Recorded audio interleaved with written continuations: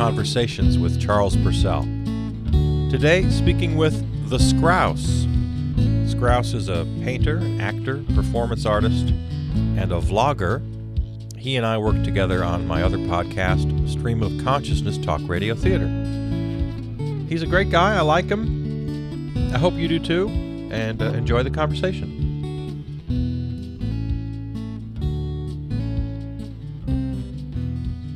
It starts with yesterday. One of the worst days. All days start with yesterday. Oh, you mean the story starts with yesterday? Yeah, I'm at a low point, and it just keeps getting lower. I thought, oh my goodness. I lost access to my website because I didn't pay them in time.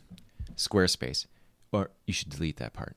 They don't deserve my endorsement. Okay. It's a good thing, but they're not paying me to say anything. Anyway, I lost access to the website, and it needs major overhauls anyway, but I can't get into it to even pay because they don't recognize my identity as a human being.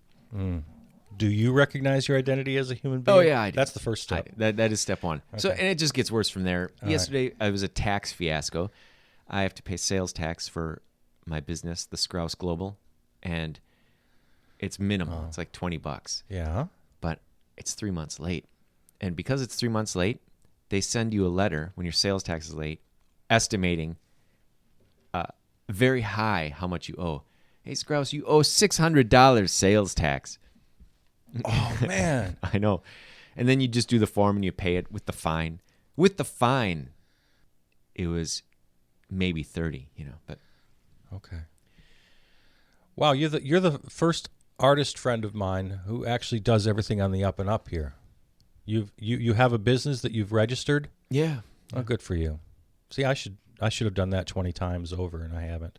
Yeah, but when you're not making any money, it's just a big hassle because your sales tax is due at the end of the year, not April, and that always throws me off. Every year I pay the fine. Oh, right. Yeah, it works that way I'm showing my own naivete here. Oh, sure. Yeah, because you've never done it, right? Yeah, but that rings a bell. Yeah, strictly black market. Because I do have an accountant who does my taxes. Oh, okay. He told me about this once, and he said, you don't really have to do it. Oh, what? That was all I needed to hear. I wish my accountant would tell me that. But I am my own accountant. You sell things. Oh, that's right. You sell paintings. You don't have sales tax, so you don't need to do it. You sell paintings. Mm-hmm. And somebody told me there's a tax clause for artists where there's certain things you don't have to do, like report your inventory. Because it's complicated for me. So I have a painting, but it's not worth, for IRS purposes, market value. It's worth ingredients value. So what am I going to do? Weigh it to weigh how much paint is in it? It's not the same weight because the paint has dried. All the water's evaporated. So I can't tell. I don't know. I think Congress ought to get on that. They should do something. Get NASA to figure it out. But that's the beginning. And then it just got worse because all my computer, I only have my tablet. All my other devices are broken. And everybody wants to send you a text message to verify your identity. And my phone works, but very badly. The swipe is misaligned and cracked and crazy. And then I was at the library computer, and I get the 6-minute warning. In 6 minutes, this computer is shutting down. And I had written a resume, and I couldn't save it. I couldn't, through the wire, onto my phone. I couldn't save it. And I didn't bring my tablet because I brought my phone for this purpose, but the phone's broken. I'm so sorry. I couldn't get into my email to email it to myself because I can't remember the password and it wants to verify my identity.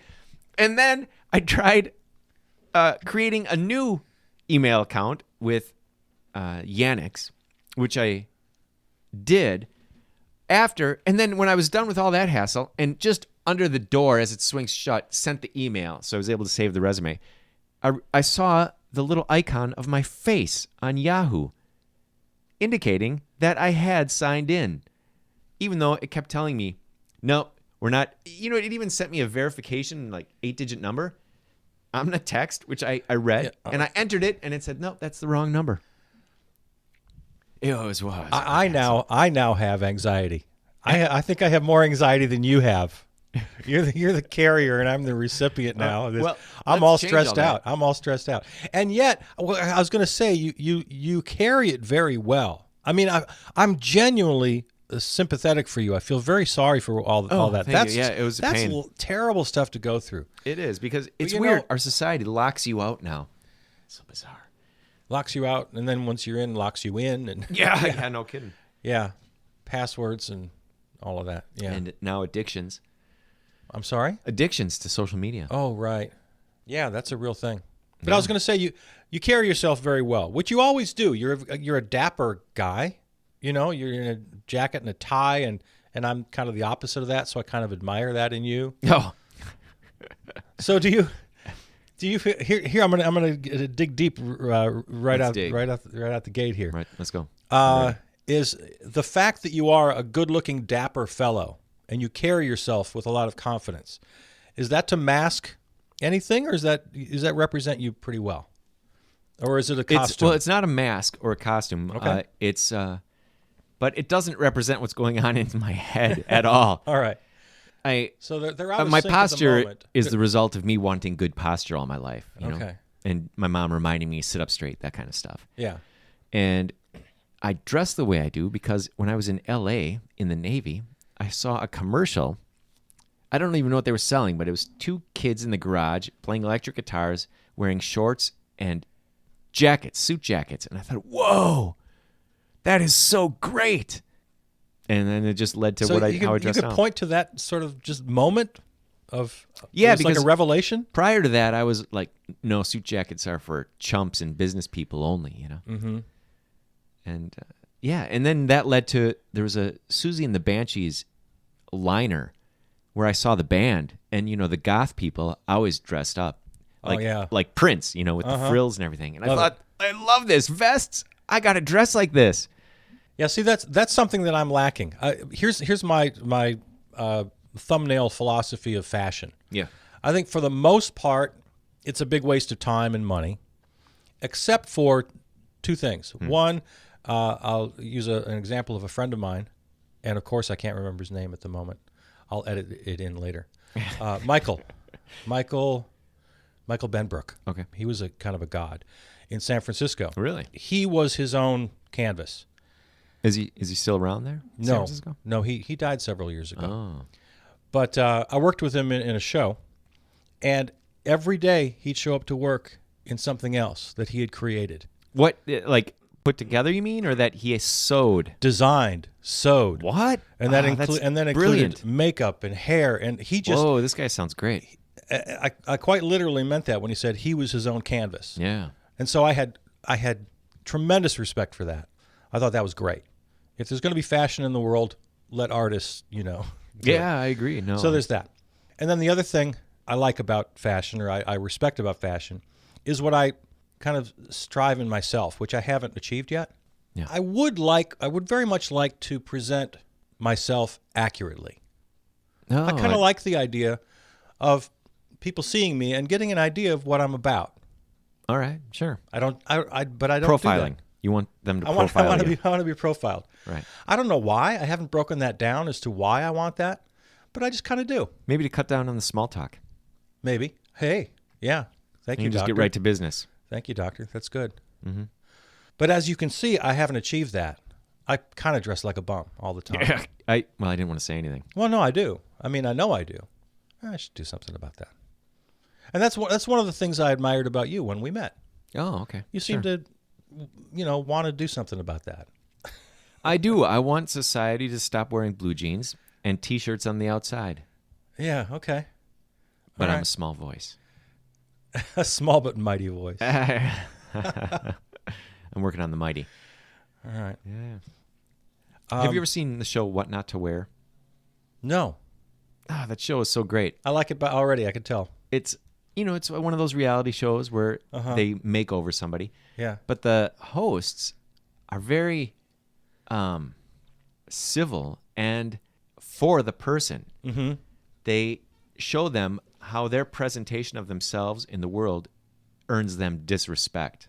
Yeah. And they show them how to wear clothing. It's really very basic. You just basically get clothes that fit. Well, remember a Queer Eye for the I do remember that. what was that called? Queer Eye for the Straight Guy. For the Straight Guy. Yeah. Yeah. That was a great show. I only saw one episode. Interestingly, the episode I saw was where the daughter nominated her dad because he had long hair, because he was an aging hippie. Yeah, that's kind of what I am. And one thing I learned from, what do you call it? What the show I just mentioned, What Not to Wear, is that when you try to dress like you did when you were young, you look much older than you actually are. There you go. Yeah. Yep. I could see that. Yeah, there's age-appropriate clothing. That was a new concept for me. And again, now we're getting into territory where generally I kind of lose interest. It's like, don't tell people what to wear. It's all too silly. There are much more important things going on. But I guess I'm hearing some of this. That's all right. Yeah, well, it's power. You either lose it or you take control of it. And people judge you by the way you look, whether you like it or not. And you want them to judge you accurately. I would like that. Right? That's what you were just saying. Yeah. Yep. So you just have to figure out what that looks like. I've said this before in conversation. Whenever I get a haircut, because again, it kind of follows my laissez-faire philosophies. Who cares how long your hair is or my hair is? Or, Right. you know. No, I can agree. So generally, I let it grow pretty long, and once or twice a year, I'll cut it. And then when it's cut, are people like, "Wow, that looks so great"? That's exactly what I'm getting at. And I just really, really resent these compliments. Yeah, I would too. They are and not. I have resented They are those not kind of compliments. They're the opposite of right. a They're compliment. like, "Welcome to the hive mind." Thank God. Yeah, exactly. Now, well, thank God. Now you look normal. Now Yeah, you look right, like right, the right. rest of us. Sure. So my haircut compliments are just, they just go through me like a knife. Sure. I can respond. I can understand that. I've been in that place myself. Yeah. Well, what else can I find out about you? See, I was very excited about spending an hour with you here, because you and I are work friends. Is kind of the expression. I haven't mentioned it yet, but Skrauss and I do Stream of Consciousness Talk Radio Theater together, which is my other podcast. I'm a founding member. You are, you are a founding member. So that's where we met, and the time we spent together really is mostly 99% work. Right. There's only one time outside work. Yeah, which isn't a bad thing. I mean, work friends I think are good friends. You're all kind of doing the same thing together and Working together for a cause. yeah. So I have a lot of respect for work friends, but this hour gives me a chance to find out a few things that I'm curious about. Sure. Just kind of how you got to be who you are. Speaking of presenting yourself as you are or you aren't, I got the impression, I got a very strong impression from you right away. You have a strong persona. And to get back to the stream of consciousness for a minute, you're an actor on the show. Yes, right? that's true. And you have a very strong persona, which is great. On the show, Which is or great. in real life. Which is great for radio. Both. Wait. A strong persona is great for radio? Up to now, we've been talking about clothing. Well, we've changed. We're changing. Oh, okay. It's totally different. We're morphing. So the persona is not looking at me. You're talking about something else. Well, let me ask you a question I've already asked, and we'll just take it down a different road. Okay. Your persona is intended, invented, or just comes from your insides? It percolates from the inside out. Yeah, Okay. yeah. All right. And it's a combination of things. Combination of? Like I said, interest in style, which comes from my training as an artist. I used to wear every color at once because I was like, the hell with your rules about what I can wear. 2 different color socks. I wear whatever I want. I'll wear all colors together simultaneously. And then I realized in art school, composition means not every color at once. Mm-hmm. Sure. And so learning things like that, and I don't know what we were talking about. Inadequacies. It all comes together into whatever you're seeing, which I'm not even sure what that is really. Yeah. You say a strong persona, but to me, I'm just me. There was one time in my life where I exploded out of my skin. Like I was very gregarious. Oh. And it was the best time of my life. And my best friend he accused me of putting on a persona. Oh, I love that. And I thought, no, this is Yeah. me. I've been unleashed. This is me from now on. It didn't last, unfortunately. And Wow. I have to tell you, and I'm not like attempting to outdo you or anything, but I have to tell you how much that rings for me. oh yeah, Because I had a very kind of one of those experiences that stays with you. It's a moment in time that you just never forget. Right. Kid, small town, Wisconsin, moved to California when I was 20. Which small town? East Troy, Okay. Go on. Walworth County, just about 30 miles southwest of Milwaukee. Yeah, it's tiny. Yeah. So moved to California. Mm-hmm. After I'd been out there a couple of years doing theater mostly and in the arts. I was a visual artist. Did you go out there to become an actor? I did, yeah. I never got around to being an actor, but I was like a song and dance man for quite a while. Did lots of Nice. musical reviews. Oh, cool. And then between shows, I would work as a freelance graphic artist. Really? So that's how I lived. Wow. And now I'm in California, and I'm meeting people that I didn't meet in East Troy. Yeah. You know? And so I come home a couple of years later. I'm home for Christmas, and I pull out my guitar, and we're singing some songs. And I had changed in those 2 years. Oh, right. And my older brother just read me the riot act. Really? He was telling you were a poser, basically. Yep. And he did not like it at all. Really? Yeah. And I swear to God, just because he's my older brother and I admired him, I had doubts. I don't know. I know, right? For That affects you. A long time. Yeah. Years Yeah. maybe. I can see that. What's the real me? Am I really being a poser? Or have I just come out of my shell? I didn't know for the longest time. That's interesting. Yeah. Did it affect you that way too? It did not. Was your friend a close friend? Or Well, he was. Yeah. But a few years after that is when we split apart. Have you ever broken up with a best friend? Tell your story and I'll think about that. Oh, well, we went to grad school simultaneously. He's 10 years older than me and had an opportunity to go back to school. He closed down his business. He was a cobbler. It was really great. I got to work in the shop and fix shoes. It was pretty awesome. Anyway, he went to art school and he immediately started critiquing me, my art. He's in school for 2 semesters and now he's an expert. That's his personality. He knows everything. And I went back to grad school the same semester he got accepted to grad school at UWM here. And he instantly separated himself from me. He was embarrassed by me. And he would say things to me like, "Oh, they're talking about you." Well, who's talking about me? No, I can't say.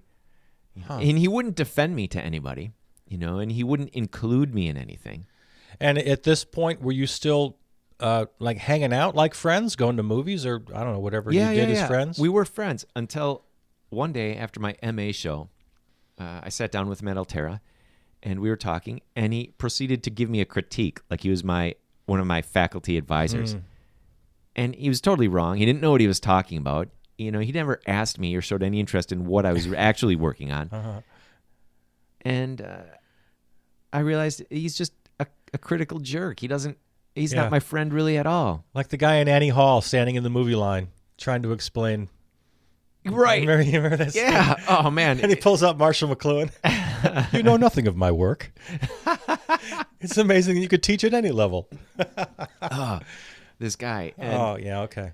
But I did have to break up with a friend once, but it was because, and this is such a, I don't know, it's kind of a tired Facebook meme, but it's true. Yeah. Toxic people, right? Okay. People who are negative. Yeah. You just kind of, sometimes you have no choice. I had a friend who I liked quite a lot, and we got along well and spent time together. But there was just so much negativity all the time. I hate that. I can't. That brings me down fast. Complaining about life, and yeah, I couldn't take it anymore. I couldn't take it. Right. There was another element too, and I love to ask you about it because I love to get other people's opinions about this. Yeah. There were 2 prongs to this problem. One was the negativity, which we've all had to deal with. Part of that, though, branched off into every time we talked, she would question me. This was a woman? Yeah. Interesting. Yeah. This reminds me of a story. Oh, okay. But she would question me like I was on the witness stand. What? Do you have an example? Like the thing like, I don't like that. How do you know you don't like it? That kind of thing? Or yeah, or if we're talking about my work, she started out being very complimentary. I did a one-man show a couple of years ago. Cool. She was very excited about that and thought it was a great idea. But then she just started peppering me. So what are you going to do next with it? And are you going to push it to, for other venues. And well, why don't you? And, Wow. and have you ever thought about going back to school? I know you said how much you loved school. You should So, go back. Why don't you teach? Was this your girlfriend? No. That's She wasn't the even thing. your girlfriend? No. She's bossing you around? Yeah. It's like, why didn't you ever teach? Why didn't you teach? Wow. Well, you still could, And whatever I said, she would kind of, her method of conversation was to be contrary and to argue That's all the bizarre. time. Okay, well, I'm glad to hear you say that it's bizarre. So that's not it's something actually- common that there's- everybody No, I deals think it's with? common. I think there's a lot of people like that. I had one like that.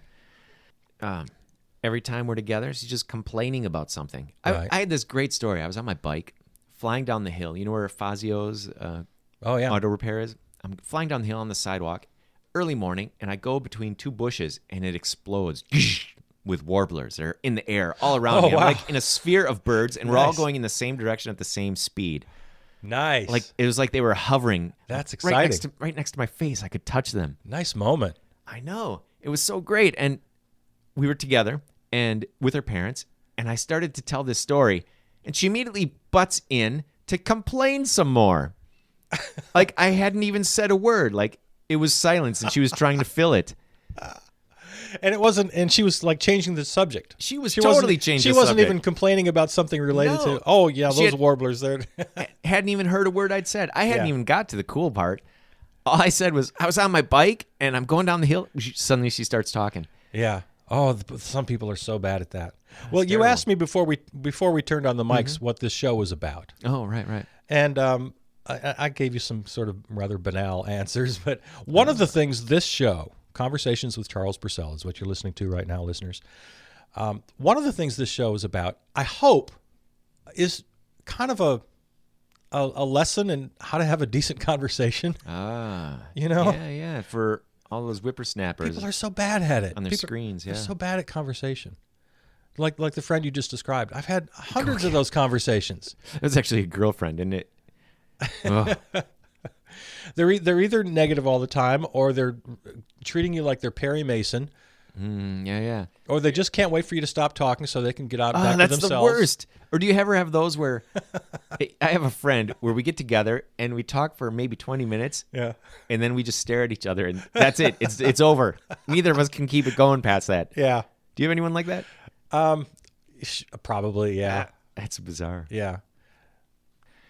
For a time, this is where I met that girlfriend. I had a group meeting in my house. It was a Bible study, and it was such a great intermix of people. We would interrupt each other all the time, and nobody cared. A little bit of interrupting is okay. There's Yeah. there's a real art to the interruption. Right, because it's necessary for a conversation. Yeah, there's got to be some overlap. I had a theater director who called it porpoising. Oh, yeah? A porpoise will. I'm doing something visual on the air here. A porpoise will make a little arc Okay. out of the water, He's arcing with one hand. and then the other porpoise also arcs. So it's like boom, boom, and they're overlapping. Oh, it's like a you face-to-face leapfrog. Yeah. He called it porpoising. Interesting. It kind of it's okay to interrupt sometimes. I have one friend. If I try to porpoise him, he won't let me. Really? I'll give you an example. As I'm talking, try to porpoise me. And okay, sure. So yeah, I'm going downstairs the other day, and I find try to interrupt me something. I'm going downstairs the other day, and Wait, I'm the going back- we're the to the backstairs with kitchen. the- And that's what he does. he So he raises gets his louder voice. and more urgent. Yes, that's exactly what he does. Yeah. He will not be porpoised. That's tiresome. That's tiresome. My buddy Rad, my Navy buddy, I can't talk to him when I see that he's calling me on the phone. I just turn the phone off. I won't even answer it Oh. because he talks nonstop. And if I try to porpoise, he does exactly that. He talks louder. Yeah. You mentioned tangents. There's kind of there's two sides to that coin too. Mm-hmm. A good tangent is fine, but there are people who will completely take you off subject, Right. And just kind of mindlessly. yeah, I had one person, and this is the greatest thing. You could never ever use any kind of metaphor or analogy with her. what?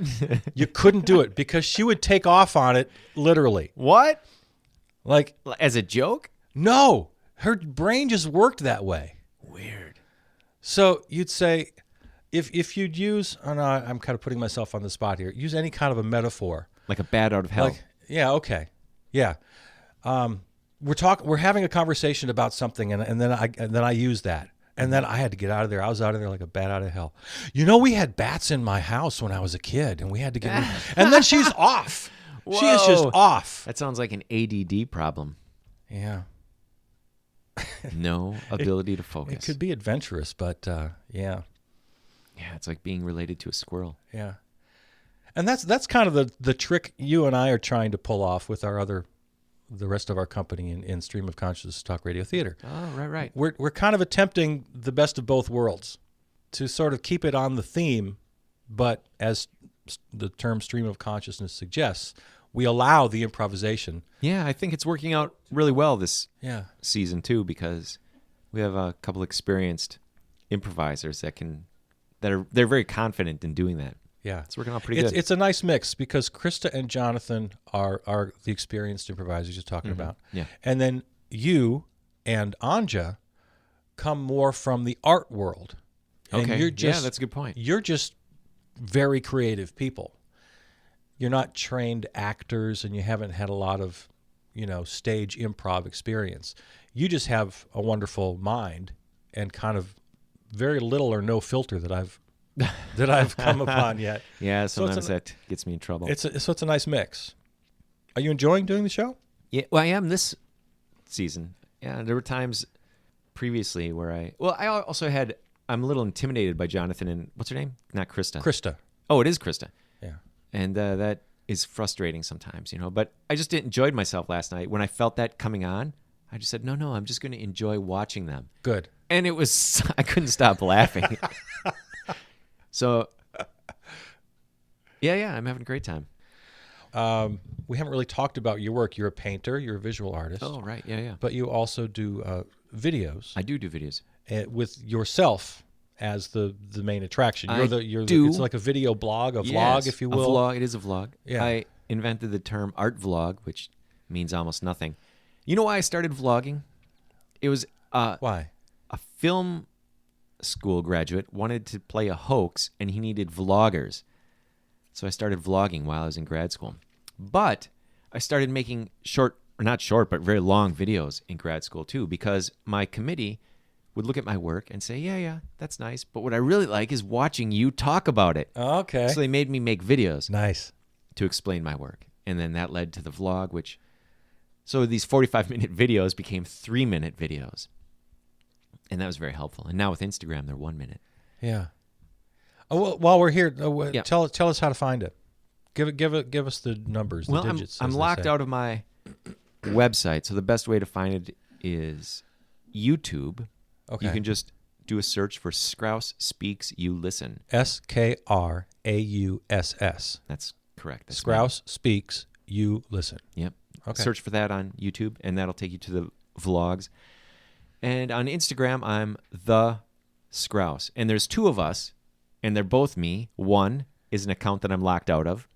And the other one is _Skrauss, and that's the one that I'm active on. Okay. And that has very short videos as well as my paintings and drawings. Yeah, I went to your opening. You had an opening. Yes, the other thank night, you for showing up. Right That was around great. The corner in our neighborhood of River West that I love to brag about. Yeah, there's a lot of at the treasures here. At the Art Bar, which is a great place. Yeah. That has a pool table and drinks in a bar and Pinball art machines everywhere. Yeah, it's such a great concept. Hanging art all over the walls. Oh, another thing I love about Art Bar is it has 2 giant picture windows. So if you go there during daylight, it's very warm. Oh, and yeah. It's a clean, well-lit place. And they have a stage for music. I've played the Art Bar. Oh, yeah. Yeah. It's a great place. But I like the concept of having actual art for sale, gallery style, hanging in a bar because people actually see it then. Yeah. Nobody goes to galleries except, I don't know. There's a certain minority of cohort. Art. Yeah. And I don't even go to galleries or openings, I just don't even hear about them. No, I mean, I go to the museum, but I don't really go to galleries because I walk in the way I'm dressed. They know I'm not going to buy anything. Oh, right. See, so I get the skunk eye right away. The skunk eye, right? But I enjoyed it very much. I've seen some of your art at your place, at your apartment. That's right. But this was the first time I really got to spend some time with a lot of your paintings. Enjoyed them very much. I especially enjoyed, as you alluded to earlier, I enjoyed hearing you talk about them. Oh, okay. You were talking with some people and gesturing to your paintings and talking all about it. I just kind of sat back and listened for a while. Very entertaining. God, that's interesting to me. I don't understand why, but all my paintings tell this. All my paintings. Some fall outside of this, like the plein air paintings, don't necessarily fit in, but they all tell the story of a mythical universe called Milwaukee 2. So, and I paint them out of order, usually. So at this show, there's 2 series. There's comic book covers to comics that don't exist. And if they existed, they would tell the story of Milwaukee 2, right? So you have all the covers from these stories that I have not written. And then you have 9 paintings that tell... Wait, let me stop you just for a second. Yeah. So books that don't exist. Yeah, So it's just like the cover art of a comic book that doesn't exist. Yes. Oh, okay. I understand. And as much as I love comics, I love opening up comics and looking at, the gesture of a hand coming through a doorway or where lines intersect. Oh, yeah. It's fantastic. And all that. There's hundreds of drawings in each comic book. It's like an art museum, right? Yeah. And as much as I love that, I don't necessarily want to do that for every story that I have in my head. So I'll just do a cover. Too much. And you can look at the cover and you know what's going on. Right. You can figure it out. You like comic books. Yeah, but every time I try to sit down to do one, Yeah. it's very frustrating. It's better just to make the cover. Yeah. Yeah. Also, the thing about making just the cover is that the painting tells me what the story is. With a comic book, you write it, and then you have to exercise control over the drawing. And I would rather let the drawing discover itself. There you go. Okay. I like that. Yeah. Because when I try to make the drawing do what I say, it never cooperates, and that's frustrating for me. Yeah, I think any visual artist would relate to what you just said. I did a lot of portraits, and I definitely had that feeling. The painting told me when it was done. Right. And it at a certain point where you got the basic structure and the first couple of hours, you're painting the painting. Right. But then the last 4 hours or whatever are the painting telling you things. Yeah. Yeah. So I totally relate to that. Yeah, that's how it works. And so writing this mythology is very interesting because sometimes I use words, but writing it with paintings, it's more subconscious. I'm not in control, and I just see where it goes next. Well, you said it's a series. You paint in series usually. I do. Well, the one series is the comic book covers, right? So each one is different. They're only related thematically. But the other series is 9 paintings of the peg-leg monkey in the underworld. And I want to say that slowly because I want to make sure people get it. Peg leg. Yes, you heard it right, like the pirate. Yes. Peg leg monkey. Yes. And it is indeed a monkey with a peg leg. Yes. Yeah. Well, and he created himself too. Yeah. Was in desperation to make comics, I decided I would fold a sheet of paper into 8 tiny pages, and that you could go through like a book, and sit down and just draw a comic in 10 minutes. And the first one I did was an old man with his hand on his hip, and I zoomed in to that space where his arm and hip meet, that squared off circular shape. Where the arm and the hip. Okay. All right.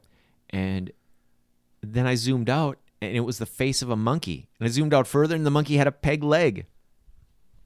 All right. I'm going to listen back to this and try to understand that. Yeah. I'm not going to try to understand it in the moment. I'll simplify it. I zoomed in on drawing, and when I zoomed out again, it was a different thing. Okay. That's great. Yeah, it was wonderful. And the monkey had an eyeball that was floating outside its head. So he had a peg leg and an eyeball floating outside his head. It's always been there. I asked you this the other night. I'll ask you again. You've probably had the occasion to write artist statements. Yeah. I've written about the peg leg monkey. Oh, you have? And I've written stories about the peg leg monkey. One aspect is that he's a character amongst a larger ensemble. And the other thing, I used to think of him as more of an observer, a passive kind of character, but I think he's more of a trickster now. Okay. Where he shows up he creates a third, where there's only polarity, he creates a third option. That's his function. And Nice. and everybody meets him. Everybody in the world of Milwaukee 2 at some point runs across the Peg Leg Monkey. Great. Okay. All right. I like that. And I'm going to ask you a question, then answer it because it's a boring question that no artist wants to answer. Oh, okay. What comes first, the conception of the character, or as you said, does the character just present itself to you?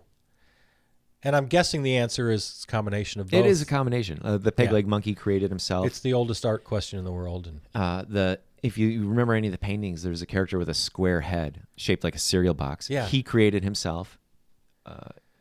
He has a personality like Cary Grant in the newspaper movie, His Girl Friday.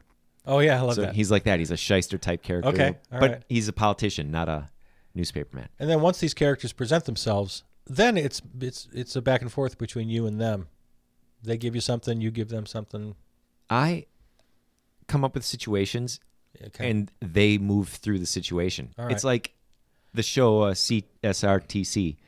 SCTRT. Yeah, that's what I meant. Where Charles Bursell comes up with the situation and the actors improvise. Yeah. It's just like that for me and the characters. If they're alive. Sometimes they're not alive, and I have to figure out who they are. That's hard. Yeah. I want to share something with you as I did earlier because I'd love to get your opinion. When I was a kid, every kid is a singer, every kid is an artist, and some people lose some of that as they grow older. Yeah.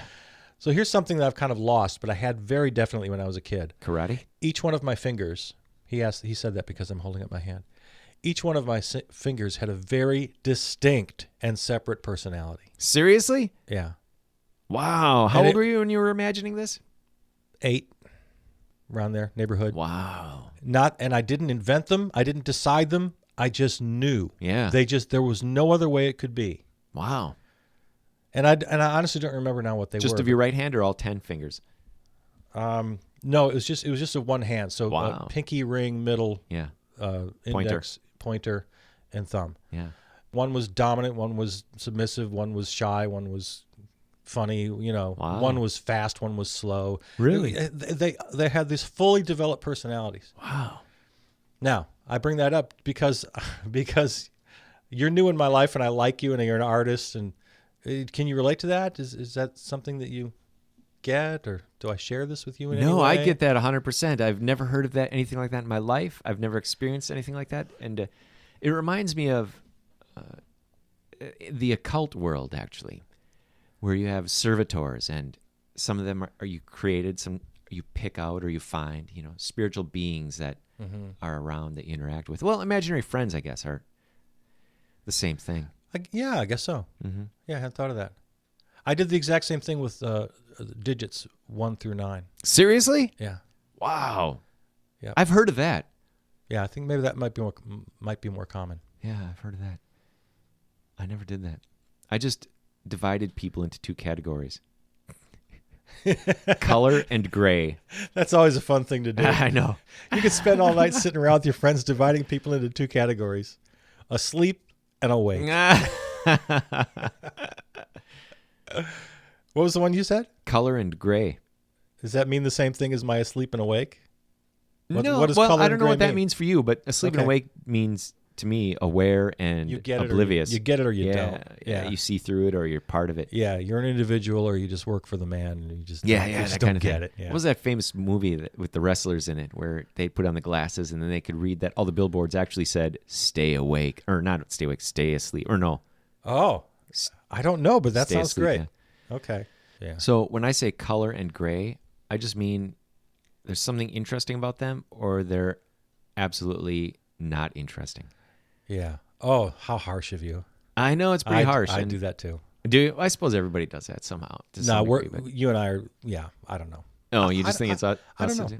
I honestly, I would love to know the answer to that. And it might relate to asleep and awake, right? Because the people that are asleep or gray, are just they're numb. They're like everybody else. There's nothing that stands out about them. Yeah, in both cases, I think we're being really harsh. We're being very judgmental. But that's something I've sort of confessed about myself. I could name 20 people right now. If they're listening, they're rolling their eyes. Yeah. There he goes again. He's such sleeping awake, such a pompous jerk. Yeah, He's got to judge people. right. You know, the better angel says, everybody has a story. Everybody has worth. It's up Yeah, to me and to find it and discover That's it. very true. That's very And true. One thing I know that's true. I learned in the Navy, and maybe it helped in the Navy because we were all wearing exactly the same clothing, right? So you couldn't Yeah. really tell. Although I could still tell. You know, it was by their behavior and Sure. things they said, the way they carried themselves. But I learned that even the people that I would dismiss as gray, they still have some really great stories sometimes. Yeah. And it was weird in the Navy. People would just unburden themselves to me. My enemies, in particular. Why do you suppose that was? I do not know. It doesn't happen anymore that I know of, but yeah. You mentioned earlier you went through this gregarious stage. Does that mean Yeah. that before and after you're not that gregarious? It changed me a little bit, but I'm not outgoing anymore. I won't like what I was insane, but people loved it. I would walk into a room and just hello, shout to everybody and go up and introduce myself to everybody, and people loved it. Big smiles. It made their day. Unfortunately, I can't remember names, and often I don't remember faces. And then there's that. Something else we share. Oh, right. Yeah. So people all look alike to me. It's terrible, but unless they're very distinctive. Yeah. So, and then I don't know. I moved to the east side to go to UWM to go back to school, and I walked into Star F on the corner by my house, and I was like, "Wow, hey, what?" Total stone faces from everybody behind the counter. No. And I never got it. Like, I shrank and I couldn't recover. And then, of course, my best friend treated me like crap, and all kinds of things went wrong. And it just, wow. Yeah. I'm going to go back to something that came up earlier. The whole idea of creating the cover of the book without actually writing the book. Yeah. Something that I deal with a little bit. As much as I'm loving Stream of Consciousness Talk Radio Theater, it's like having a new relationship, and you're afraid because you know all your other relationships have only lasted a year or two. Uh-oh. Yeah. Every project I do, Yeah. I get really itchy feet, if that's an expression. Yeah. To move on. After a couple of years, I want to do something new. But that's all right, right? I mean, if you're a novelist, you got to finish the novel at some point. Yeah. And then you do another one. Because part of me wants SCTRT to be like this raging success. Yeah. And then I just spend the rest of my life happily doing it in my little home studio. And the other part of me just wants to run from that. Like, treat it like a British sitcom. Do 15 episodes and then walk away. I love that kind of TV where the season ends and the show's over, unless they do another one, and then it's another one, right? Yeah. They did that in Japan too. There were samurai dramas that would last for 15 episodes, and that's it. If it was popular, they'd do another 15. But so you got a few years under your belt and a lot of time as an artist. Do you share that? Do you understand what I'm talking about and share that feeling about new projects? Yeah, definitely. But my trouble is that I haven't really finished many projects. Oh, so I move on to another project as soon as it gets hard to continue the project. That's self-aware, a little kind of a confessional there. Yeah. So I'm always fighting that. Yeah, I guess I'm sure I've done that. I know I've done that. Yeah. Right. But I don't think I'd want to be stuck to a comic book for the rest of my life, just doing one title. Or even all the Milwaukee 2 titles. Well, maybe I could do all the Milwaukee 2 titles. But see, then I'm just doing comics, and then I miss out on acting or whatever. Yeah. The unfortunate side effect of multiple interests is that you never really master one. You never really. I never really gained traction in one area. I certainly relate to that. The jack of all trades, master of none. Yeah, kind of thing. Yeah. It's hard. Yeah. I as a kid, you get a reputation as a kid in school. Oh, that's the kid who draws. Okay. Or that's the kid who. Yeah. Who's in theater and music. So that was me. I was like the artist. Oh, okay. I was the artist kid. Nice. But it was all those things. was music and theater, visual art. Later, when I went to college, performance art, and then audio art, radio. I wanted to major in performance art. I actually wrote that down as my major, my first year in college. Okay. I don't think that major actually exists. Not performing arts, but performance art. Performance art, like yeah. guys with whipped cream on their face, miming, Right. Yeah. playing accordion. I came as close to that as you could. It was interdisciplinary creative arts. Oh, okay. And we did a lot of performance art. That was kind of centered on that. So Yeah, that stuff's cool. I came close to that. So what else should I know about you before we wrap this thing up? Let me see. Have you ever had Hungarian summer sausage? I bet I have. I've had every kind of sausage. I did grow up in Wisconsin. Did you? Oh, it's so delicious. But I can't tell you anything about it. Really? Oh, Do you have so a recent delicious. experience with this? Lifelong experience. Oh. My grandpa, who had only his pinky, he had a hand shaped like this. So like the first 3 fingers cut off the knuckles.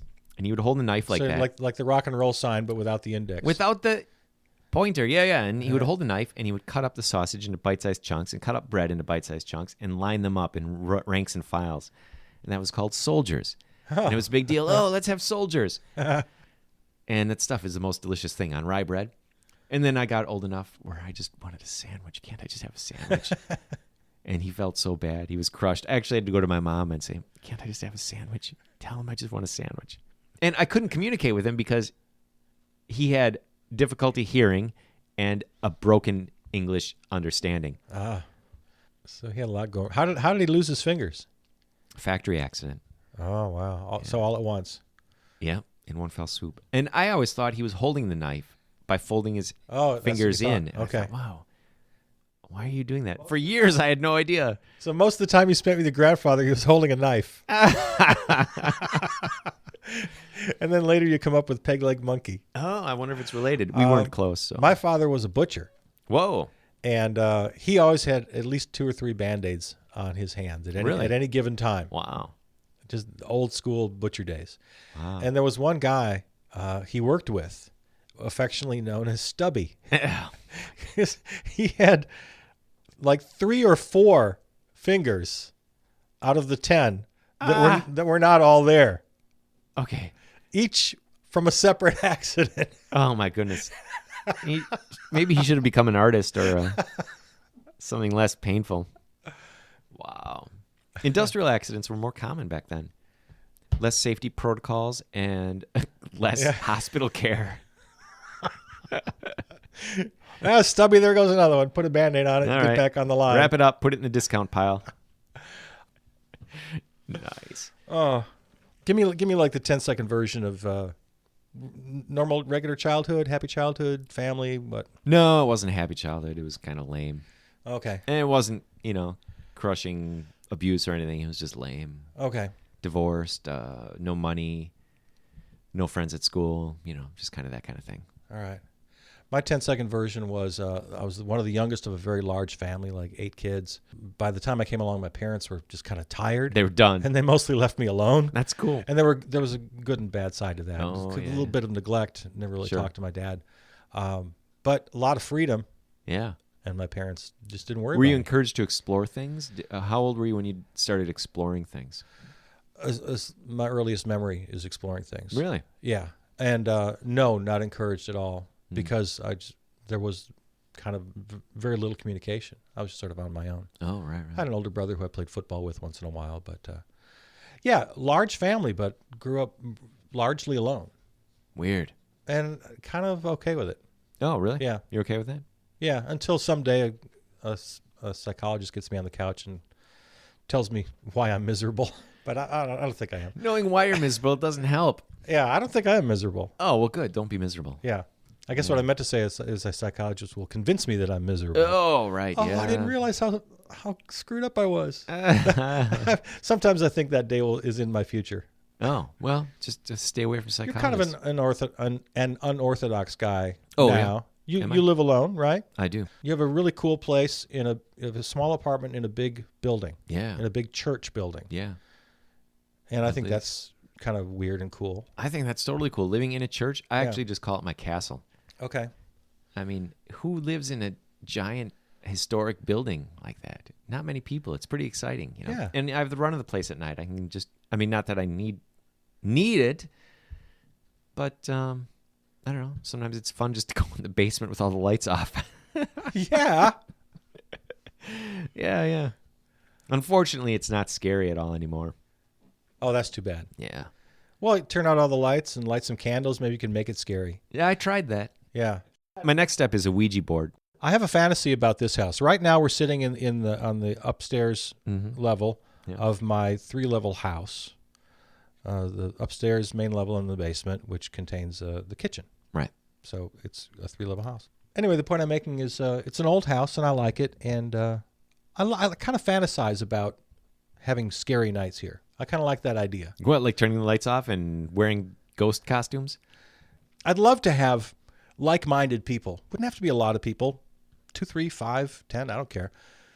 Have a scary night in the house. Yeah. I don't know exactly how I do it. Turn out the lights, light candles, wear black robes, wander around and You could spook have each other. And you could have I love that idea. a ceremony. Yeah. See, I've always hated regular parties, but I love theme parties, especially if it's kind of a cool thing. I don't think I've been to a theme party. Typically, they involve dressing up, right? Costumes. Yeah, where Funny hats. something's going on. You're playing games, or you're there's something happening rather than just standing around drinking, talking about money. Does that happen a lot? That's Talking about money? every party in the world. That's They all talk about people money? do. Oh, they talk about their houses, or they talk about Oh, their that jobs. One way or another, it comes down to money. Yeah, there's very few people who talk about ideas or.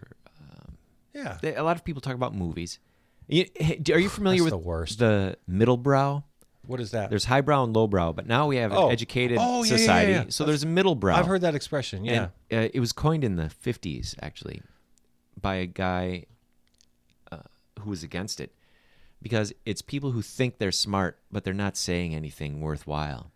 Yeah, okay. And that's what all these people are who go to college and they This come out. podcast. And this podcast. And they just talk about movies, Yeah. but they're not saying anything. Right. They're just like, yeah, that was cool. And, oh, man, Superman wouldn't have ever done that. He would have made sure all those people were protected and,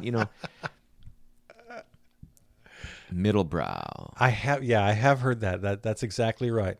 Yeah, and then there's with movies, with the movie talking people, there's a canon of movies that are respectable to talk about. Both lowbrow and highbrow movies that the middle brow will talk about respectably. Okay. But they don't have the imagination to see good moments in other movies or to see flaws in any of these movies that are respectable. Yeah. Because a movie can be a great topic of conversation, depending on how the level of your conversation. If there's something interesting to be said about it. Yeah, and anything is like that, probably. Right? True. Yeah. Absolutely true. Yeah. Yeah. I'll make a confession right now. I've confessed this before. It's no big secret. What? One of the reasons I put Stream of Consciousness Talk Radio Theater together, there are a couple of reasons. One is just a good idea that I thought I had, and I needed other people to do it. But almost equal to that is, I thought, I bet if I hold auditions, I'm going to meet some really interesting people. You're a genius. Why haven't I done that? Wow, that's great. I have to confess that was part of it, and it's become true. Especially you and Anja have just become my two favorite people. Oh, that's I love you glad to guys. hear that. Thank you. I love you guys. That's nice. Yeah. I should hang out with Anja more, and then we can become each other's favorite person. Well, she sat in that very chair. And we did a conversations with Charles Bursell, and we probably talked about some of the same things. But she and I said kind of the same thing. We're kind of work friends. And she said we should hang out more together. Yeah, as should you and I. Maybe we wouldn't like each other as much. I met Anja when I was working at the art store. She came in, and she just sort of stood there after the transaction and chatted. There was no hurry. Yeah. And then I asked her how she was apparently making a living as an artist, and I always want to know how they do that. How Right. do you do that? Yeah. I don't think she is exactly, but she's making a go of it, and she had this really great story. Did she tell you the story of how she started? Tell me, and I'll stop you. She if just it's got old out news. of art school, and she Yeah. was hungry. She had $5, so she used the $5 to buy paper and pencil, I think, and then she walked down the street singing a song that essentially said, "I'll write a poem for you, $5." And she got hired on the street to write a poem, and so now she's a writer. She did not tell me that story, but it doesn't surprise me. I don't do it justice. She's, of course, it's her story. She does with it. And then, so I started paying attention, and I went to an art show where she had some things. It was just paper with typewritten words, I've going seen up a those. stair. Yeah. And it was the story of the last words spoken from people as they die. And these very small moments were heartbreaking. I couldn't believe her skill. It was astounding. Moving. Yeah. Yep. So, okay, we'll see if we could spend some time together outside. Okay, we'll do that. But I like your idea of holding an audition to meet interesting people. So that's why you said improvised stream of consciousness. All this stuff was marketed with that aim in mind? Not entirely. It was only part of the puzzle. Oh, okay. Like I said, I mean, mostly it was just legit. Mm-hmm. It was a good idea, and I needed collaborators in order to pull it off.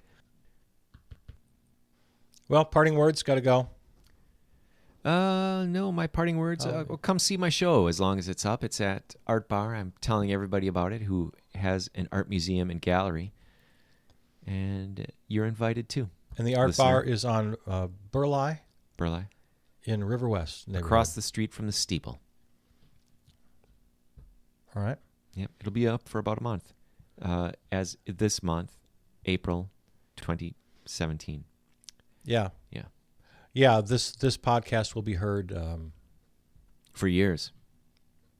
Well, it'll be posted within a couple of days. So right. If people listen to it right away, then they'll hear it in time. Otherwise, someone else might be listening to this years and years in the future. And they'll know what they missed. So, how are things in the future? They're listening to us in their flying car. That's one of my themes of my vlog. Yeah. I address the viewer either as cave dweller or as 2070. How's the world 2070? How's the apocalypse? Yeah. I ask these things. Yeah. Because, think of yourself as just being an artifact and somebody digs you up.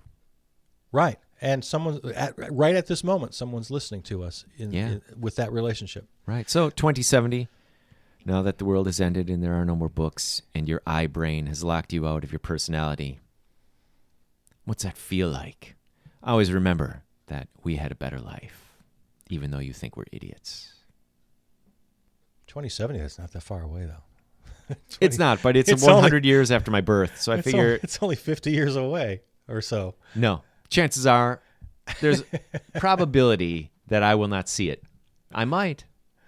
See, the way I think about the distant future, it's kind of a weird optimism. Mm-hmm. If people are still around, I think things are going to be very good. Mm-hmm.